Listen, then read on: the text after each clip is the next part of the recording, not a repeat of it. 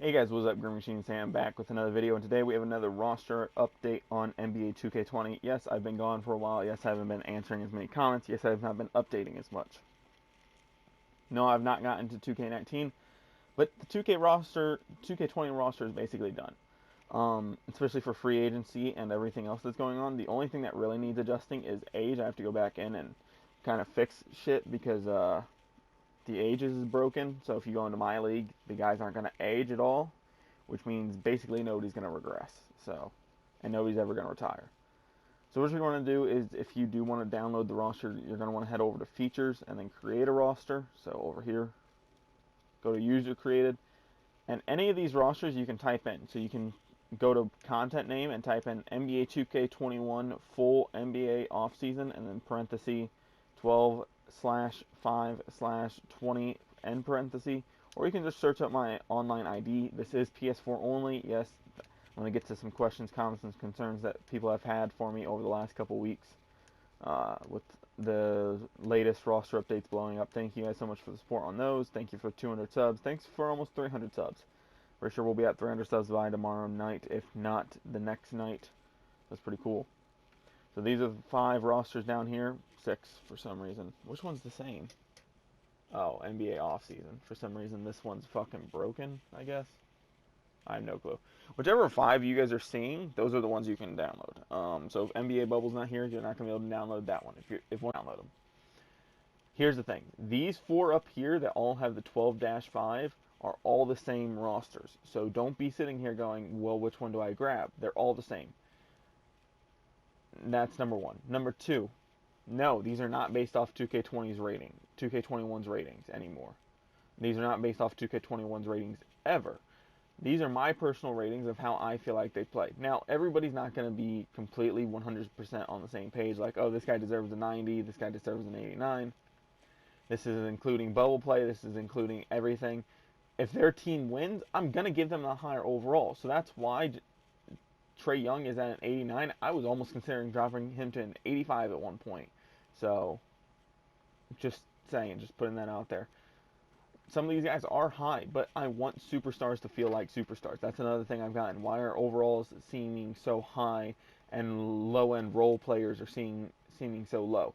I want the superstars to feel like superstars. I want fucking LeBron and Anthony to drop fucking 60 on your head a night if you're not playing good defense. I want Luka to fucking torch your ass on the perimeter. I want Durant to fucking hit shots over you like no other. I want these superstars to be superstars when you play them, so that it doesn't feel like a cakewalk, even if you are playing on pro or rookie difficulty. They're still putting numbers on your head either way. I want guys to feel like they're actually dangerous, and you actually have to respect their games, and you actually have to play at them, and it's not just, oh, I'm just going to leave them, I'm just going to let them try to torch me, and I'm going to slow everybody else down. No, I want these guys to be good. I want these guys to be able to hurt you as much as possible. Now, with that being said, yes, positions are not the same as 2K21 as well. I completely understand that, but I'm going based off of who I think would be the best starters, who would give that team the best chance to win, and kind of, sort of, by height. Because they have, like, Ben Simmons listed as a point guard, right? And I completely agree, he is a point guard, but he's going to play power forward for the 76ers. Just for the simple fact, then it gets Seth Curry and Shake Middleton on the floor. Plus it also gives a chance for some of these other guys that they do have at the guard position getting on the floor, instead of him taking up 30 minutes, in which they don't really have any power forwards on the team. The only real power forward they have is Mike Scott, and I guess you could say Tobias Harris, but I'd rather have Ben Simmons getting that playtime at power forward, and then he can just bring up the ball at the power forward spot. And then when you're simming, it doesn't fucking make a 6'10" point guard a fucking 6 foot.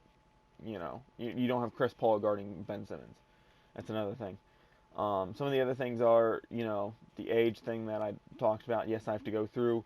Now, what you may be wondering is, what do you mean about the age thing? So when you quick edit age, it gets stuck in this little thing where it goes by birth year, and it just shows how old they are, which means you're not getting their correct age, which means I have to scroll, and I have to show you their real year. I think LeBron would be like here. And he's in year, what, 17 now? Yeah, boom, perfect. So I have to go through and do that for every single player. And then on 2K19, I have to do the same thing. Plus, I have to do contracts. Plus, I have to still work on first-round rookies, second-round rookies. And I still have to work on contracts. So it's a lot on 2K19. I'm trying to get to it. It's just so fucking boring to do. And it makes me not want to do it. So I kind of slack off. I'm kind of like, oh, well, I'm going to go play Rainbow for a little bit. I'm going to go play a couple ranked games. I'm going to go play MLB. I'm going to go play 2K. Well, I'm actually going to go play 2K. I'm going to go play Madden, stuff like that. Especially with DLC coming out for multiple games, it's hard to work on a roster knowing that I could be getting ready for DLC, like GTA's DLC is coming out in less than 2 weeks now. It's 10 days away. So it's very difficult, and this is going to be one of the longer roster updates, so thank you guys for sticking through if you guys are. Don't forget to like, comment, subscribe, all that fun stuff, because remember, subscribing is free. So if you guys have any real questions, comments, or concerns, like, hey, the roster isn't showing up, try one of the other rosters, try typing in the roster name. If my online ID isn't showing up, first off, are you on PS4? If not, that solves your biggest issue. No, I do not have a roster for Xbox. I'm sorry. I just don't have an Xbox. I mean, I did, but the fact of the matter is, A, I'd be having to pay for Xbox Game Pass Ultimate if I wanted to get 2K20. That's A. B, would it really get me more views and more subscribers doing 2 roster updates? No.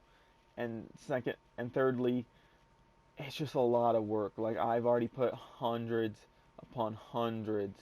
I mean, not hundreds. Probably 800 hours into this roster already. A couple other things I want to address real quick is free agents. I went through, I signed them to teams, and then I dropped them all to 70s. If they've played in the last year, they are 70s. If they were above a 70 overall in the last year, they are a 70. If they played in the last year, but they were not above a 70 overall, 70 or above, if they were 69, 68, or if they have not played in a year, or if they're just really on and off teams for the last year or so, they are a 65 overall. If they are these weird generated guys, here, I'll show you. I think these are mostly generated guys. They are 60 overalls, or if they're just in this mid-age weird group where they're still trying to compete for G League spots and two-way contracts, and they're 60 overall, and then after that, it's all the retirees. Most of these guys, I think, have retired or will probably not get signed, like Udonis Haslem. I don't see the Heat bringing him back even for $1 million. Jared Bayless, I'm pretty sure, is retired. Lance Thomas is 31, and he hasn't been in the league for like 2 years. Some of these guys I may be wrong on, so I will get back to them when possible. Now, you may be saying, well, why'd you make all the guys 70? You couldn't have just left them at their normal roles. What happens is, person so far that they're going to sign, like, there's a couple teams. Here, I'll just find a team real quick that doesn't have a whole ton of people. What's the team that lost a bunch of people? Would it be here? Yeah, I think the Rockets. The Rockets only have 13 people so far on their team. I was going to put Kenyon Martin on a two-way, but since they only have 13 people, I left him. That's number one. Number two, if you go into a My League, it's going to sign a bunch of people. And no offense, if you have here, let's pick out somebody that would have had a decent overall. Ian Mahinmi, for example, would have had about a 73. Ish Smith would have probably had about a 73 as well. Mirotic, I would have given about a 75. Tony Bradley, I thought he's supposed to be on the Sixers. Yeah, he's supposed to be on the Sixers. I don't know why he's there.